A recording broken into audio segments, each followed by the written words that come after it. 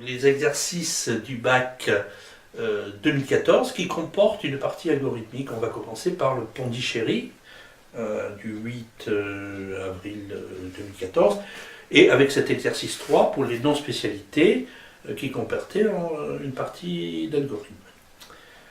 Alors, c'est un exercice sur les nombres complexes, hein, donc on voit que on part de z0 égale à 1 et z1 égale à 3 quarts plus racine carrée de 3 sur 4 i et zn plus 1 à chaque fois égale à zn multiplié par ce z. Classiquement pour la forme exponentielle, on calcule R1, racine carrée de x au carré plus y au carré, on trouve racine carrée de 3 sur 2 et partant de là, on calcule θ1 à l'aide de son cosinus et de son sinus.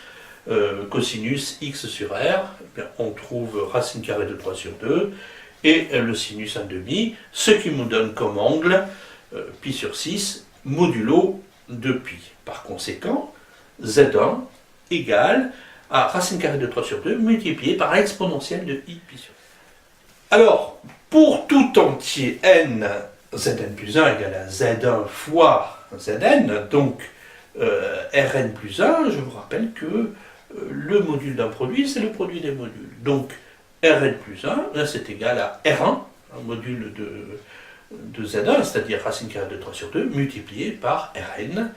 Alors on trouve là, tout naturellement, une suite géométrique.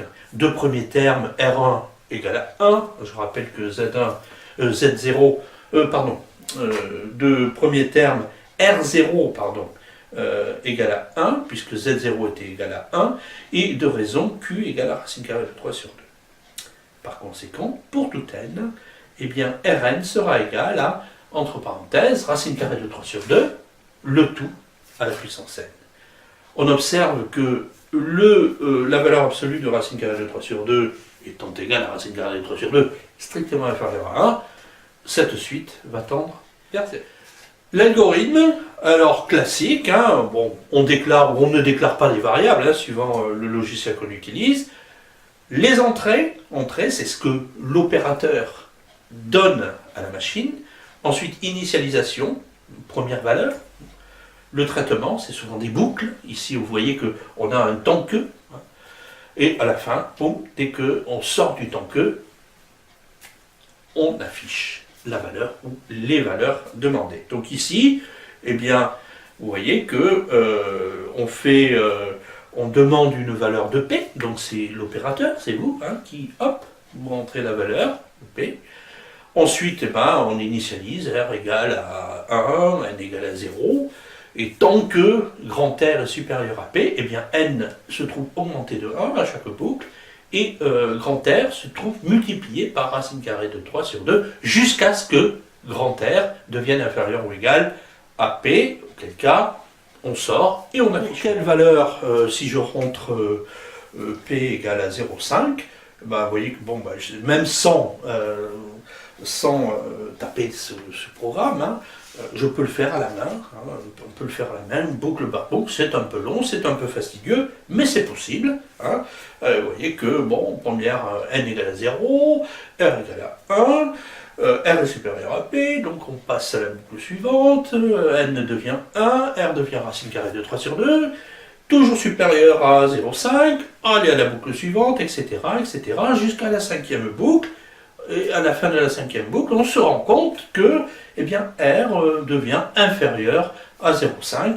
On sort de la boucle et on affiche le N correspondant, c'est-à-dire N égale à 5.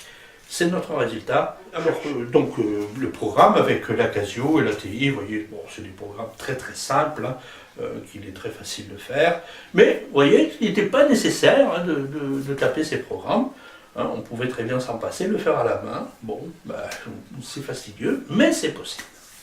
Alors, à quoi sert ce programme? Tout simplement, eh bien, il sert, bon, ben, on rentre en P c'est précision, hein, précision.